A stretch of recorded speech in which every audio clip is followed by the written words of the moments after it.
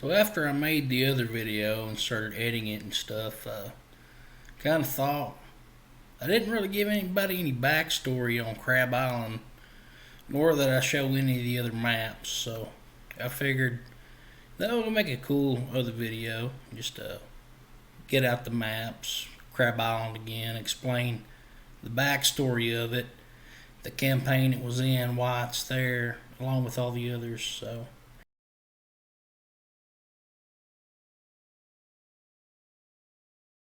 So this is Crab Island again, doing it first, since you've already seen it. Turned the flash on this time so maybe you can see it better, but this was made for a campaign called Heart of the Sea that I did, where it was a mixture of Pirates of the Caribbean and the One Piece anime, but my own spin on a bunch of things. And Crab Island was the first place the party had to go to. So there were all pirates.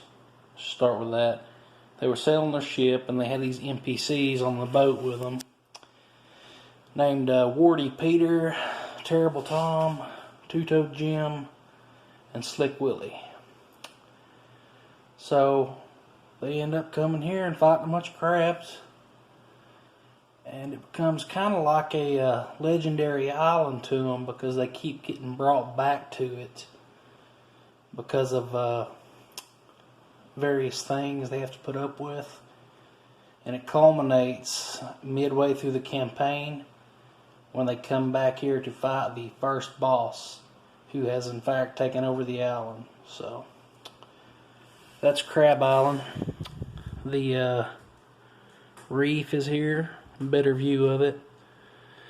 Like I said in the other video, I didn't know what a reef looked like from the top down, so this was our best idea to what a reef, coral reef, looks like from the top down. And there's a bay here where some ship combat can happen, shallow waters, a dock, some rocks cropping up out of the ground, cliffs are on the side, you see, more rocks. And I didn't do this one by myself. I was helped with one of our players, Kane. He helped me make it, and I was really thankful for that. I kept what I was doing a secret to him, though. He's a much better drawer than I am. Up at the top of Crab Island, there's a old ruins / fort. Gates, paths, forests. X marks the spot, or in this case the trap. All the way down, roads through the woods. But Crab Island, interesting little spot.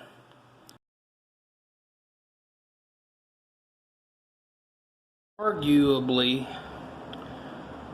I can't remember whether this is the oldest one or Crab Island's the oldest one, because they were both in 2019. Just two separate campaigns that I was actually running at the same time. But this is sort of like some weird blueprint for a city. So in Anthor, it's in the frozen north of the world. So in my setting, Anthor is the birthplace of mankind, and it is in fact ruled by a queen and a bunch of sorceresses. And each of these numbers is a tower. There's a big outer wall there, and an inner wall here. The rest of these are roads around it, main roads. Up here we have the Tower of the Queen, the Castle of the Queens, the Royal Tower, the Tower of the 12th Sacred Sister. That's what the sorceresses are called, the Sacred Sisters of Anthor. Up here we have the Royal Magic Academy, which is the best magic school in the world.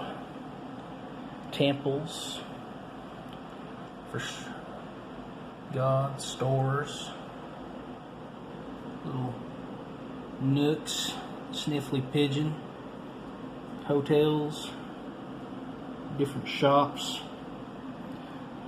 Some of these other people have come up with as well, and they helped me make. But you see here, we've did math or something. No idea what that's from. Just orange. And up here, the map's all dingy. There's a little chicken somebody drew. Up here, we've got more artwork that I didn't realize we had. We have what I'm assuming is an elf that looks like Gravy drew it, and then an eyeball. It's actually pretty nice. A bunch of squares that have been colored in. You see, when I run a game, I usually have a bunch of players, and in particular, this game had 12 people. I was running a game for 12 people. I try to keep it as quick as possible, but when you're a DM, you know that when you have 12 players, people are going to have to wait a little bit. So when they wait, they doodle. Or sometimes I have a more experienced player, like a co-DM in a sense, to keep it going. Just inter-player role play as well while I'm focusing on something. But it's the city of Anthor. Weird looking, I know, but I think it's pretty neat.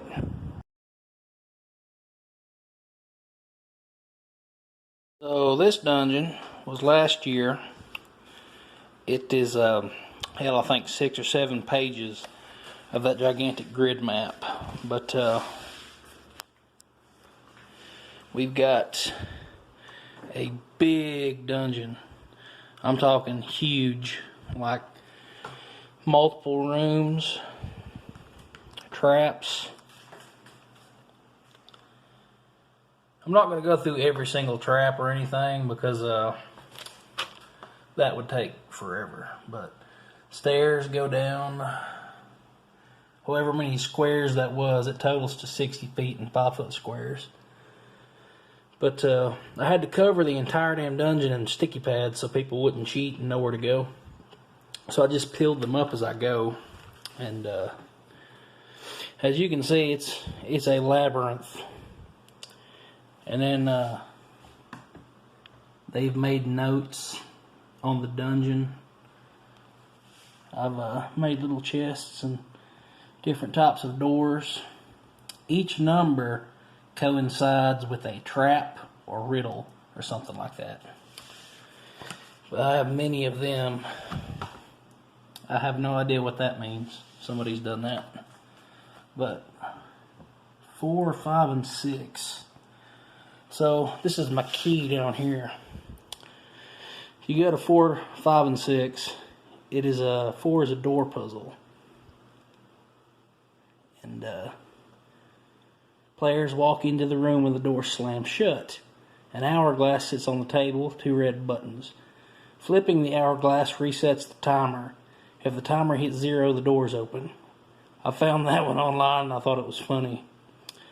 And the doors have to be open from the outside with riddles.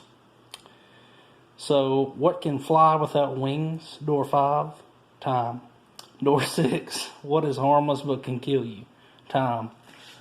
So that should be a hint for 4, which is the hourglass, and then doors 5 and 6, which are the riddles. If that makes sense, but I have a bunch of stuff in that book that all coincides with this dungeon. Flip the page. Even more stuff they didn't get to see.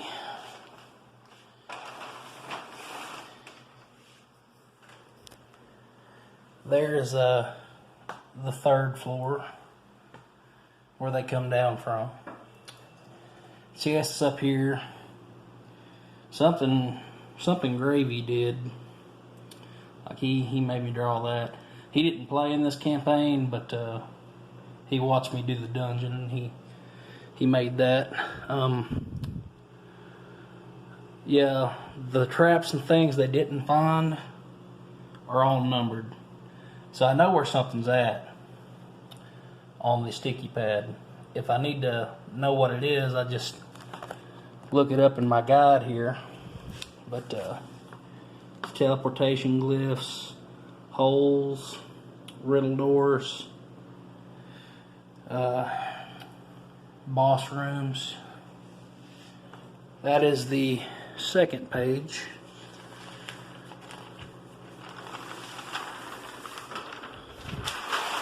I'll pick it up here in a minute. Try not to step on it. Don't want to ruin it. But even more. A vault door, underwater, a vortex, cave, a psychedelic tree. I remember that. Stairs to one level, stairs to the next level, a boss room in which somebody has drawn a square in. So they're all the time drawing something. But there's that big ovular hallway that goes vertical. It is the only safe spot in this floor.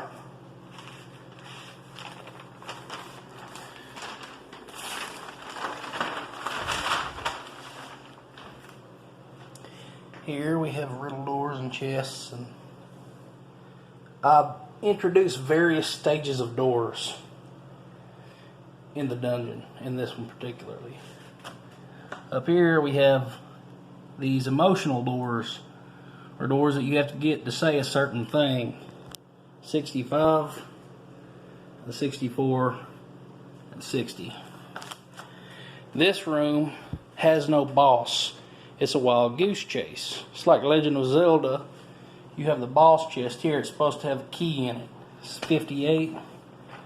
So I turned the number 58 in here.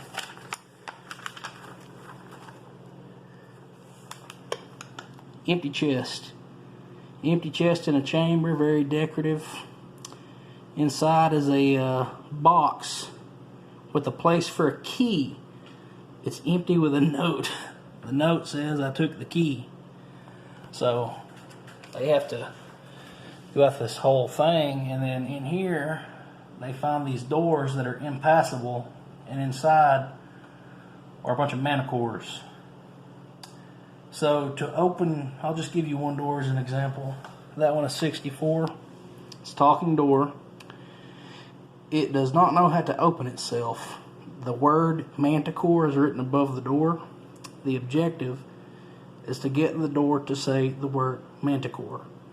Well, the doors will do everything in their power not to utter the word. So they have to be creative.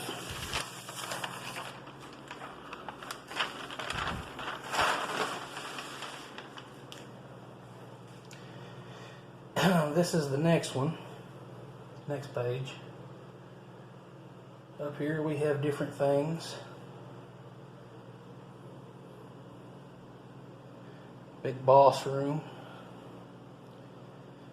To the next floor. A whole area they didn't get to explore. This entire floor's theme was water. And so my phone kicked me off the video. But to continue with the theme of water, this door here leads to the elemental plane of water. If they guess the riddle, it starts flooding the entire dungeon. There are things over here like 71 and 77 are lightning rods. So if you enter this little room, they fire off lightning bolts. And say you flooded the place, well, now you're in water. So the bosses for this floor are a bunch of sharks in that room, which is basically like a big pool they have to get through.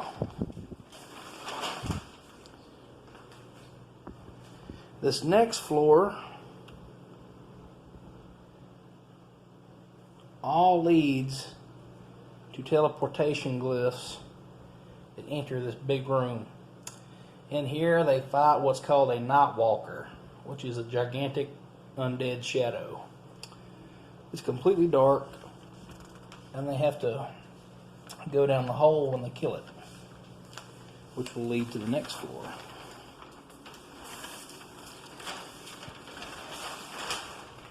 Here,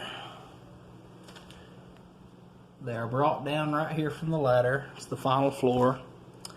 Each room they were in gave them a key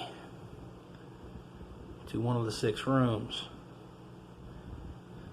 Or there might be 7, I don't know. Anyway, the keys will lead through this door to the final room, where there is a sphinx. This entire thing was in the elemental plane. Objective was to get this javelin that gave you the power of volcanoes. Well, in each of these rooms was a sacred gem that gives you powers of a special type of fire. Once you get in here, there's a sphinx that asks what her name is. So, you have to guess the name, and the whole theme of this has been to get the volcano javelin.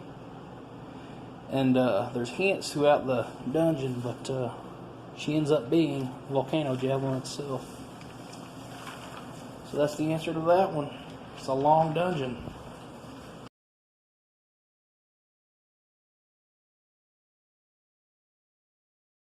So this next one is within the Leviathan. It's that dungeon I was talking about in the last video, that the Leviathan and Pathfinder has a dungeon in it, Labyrinth. So they didn't start in the Leviathan, but they fall down a cave, basically in the Caribbean, to this.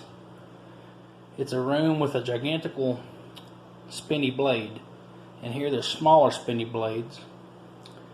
And up here in these rooms are levers and wells, as in W-E-L-L-S, wells. And so they come in here, the well starts spewing water. It floods this area, all the blades start spinning. So it makes a typhoon of water, vortex. They get sucked into it and have to get their way out, which involves making their way to these levers. So, going to the next page, once they turn it down off, the blade disappears. When the blade disappears, they drop into this room, which has a gigantical star that points to all these teleportation glyphs, which are these numbers. And they have to fight swarms of sharks underwater to get to these.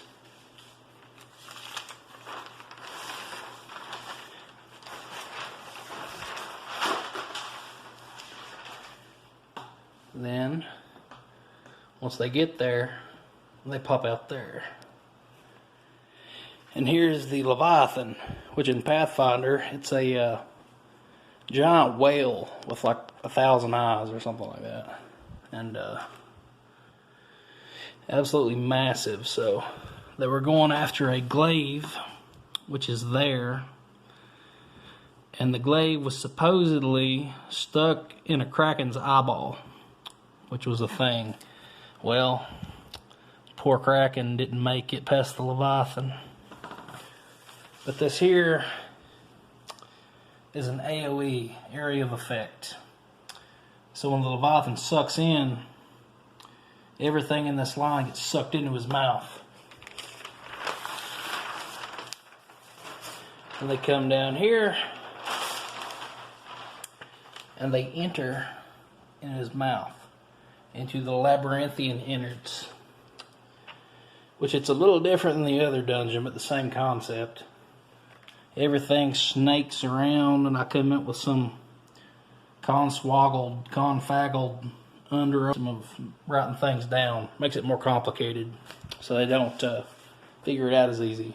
But the heart is here, and and both these sides are lungs. I've got the vital organs wrote down. There's another key for this, but I haven't got it. So there's the stomach. It's actually a giant crab from Crab Island in the stomach. And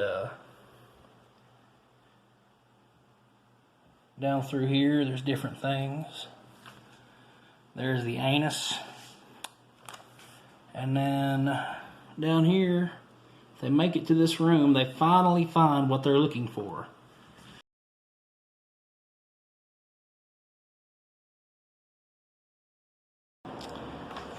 So, this map is the Shadow Gate. My phone will focus. And the Shadow Gate is actually in hell. It leads to a prison that in my lore the devils and demons guard. And inside of this are evil gods. The gate is never to be opened, but it is. So they have to fight their way into this darkness, which is unseeable, and get their friends back. Well, the drawing I showed you in the last video goes right there. 100%. I don't know why my phone's wanting to be unfocused, but it is. That is the last one I wanted to show you. I've got one more thing.